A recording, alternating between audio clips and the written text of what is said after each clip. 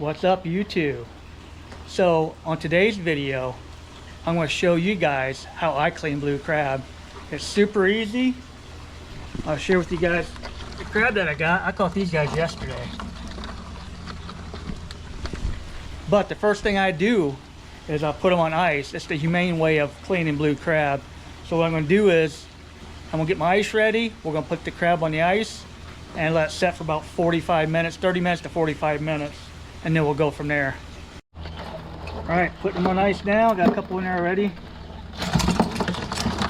These guys are feisty. Good thing I've had these guys in my cooler for over 24 hours. If you want to watch my video, see how to keep your crab alive for a long period of time,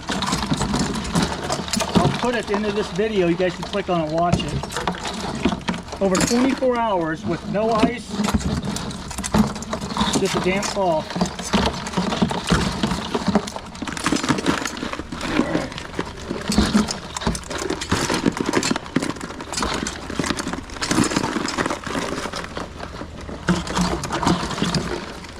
There you go. It's a nice crab right there.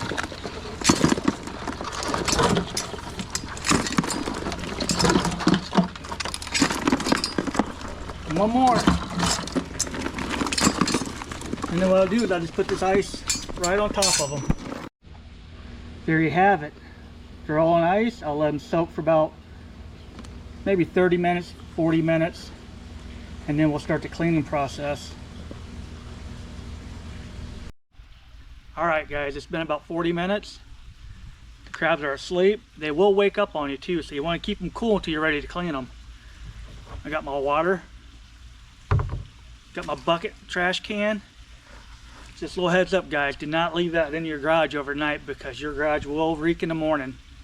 No, that's actually, I'm speaking from experience. So, but anyways, you get yourself a little tool like this. Anything, a little picking tool, you can use this or anything to get underneath this right here, the skirt.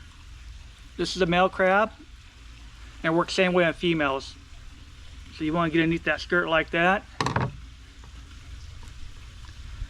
Put your thumb on the back of the back leg, swimmer, whatever you want to call it. And underneath that skirt right there, you put your other thumb like that. And all you're going to do is separate these two shells. Thumb there, back there, just like that. Should pull right apart. Oh, there you go. It's not hard at all.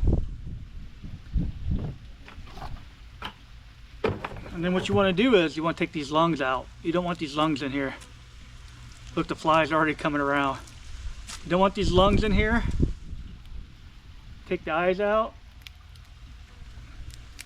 They just twist right off like that. Just like that. And then what you want to do is take your hose and spray it out. Spray it out just like this.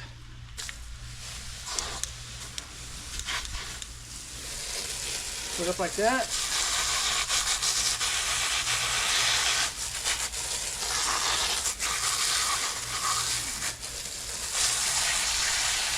That's it. I left a few pieces on there, but that's it. That's all you have to do right there. Look at that. There's the nice sized crab right there. Should be good eating. Throw it in the water. Help keep the flies off of it. All right, I'll show you guys again. So you get underneath the skirt, just like that. Once you get underneath the skirt, you put your thumb, use your thumb to hold it back like that. And then your other thumb on the top of the back leg, and you separate the shells. Just like that. The lungs come off. Pull the lungs off. And like I said, these crab are asleep. Do not eat dead crab. You know, I've read or heard they can be dead for a couple hours, but don't risk it. I'd rather just throw them away. So So I pulled off the eyes, the lungs. It's time to spray it out.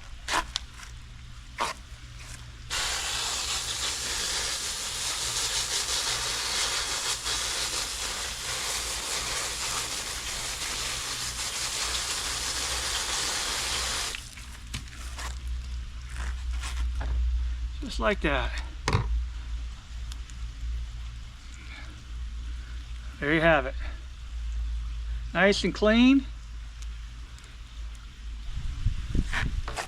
Alright, I'm gonna clean another one for you guys. Gonna need the skirt, pull the skirt back. Separate the top and bottom shell. And the reason why I like cleaning my crab this way is because I prefer steaming my crab. I'm not a big mustard fan. I don't mind it, but if I'm gonna steam it, I'd rather have it clean like this. And the reason why is I just feel like you get so much more flavor into the meat without that top on.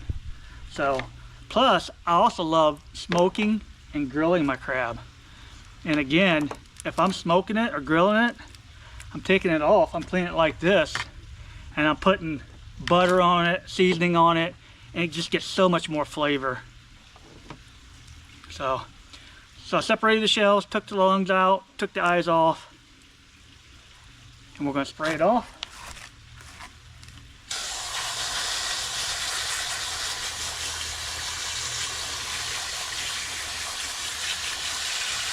Just like that. And then what we're going to do is I'll finish cleaning these, and then we'll go in the kitchen and I'll show you how I finish cleaning them in the kitchen. Alright, the last step I've already started is I just go back through these crabs. See, there's still pieces like that I try to pull off. And we'll make sure they're nice and clean. If you guys want to freeze your crabs, I usually freeze mine no longer than 3 months, but I vacuum seal my crabs, and then when I vacuum seal them, I'll put them in like this right here. So there you have it. And then, like say today, I don't feel like cooking these today, so what I'll do is I'll put these in the fridge overnight with water, and they're good, still good. They're still fine that way. Never freeze your crabs whole. If you're going to freeze crabs, make sure you clean them like this.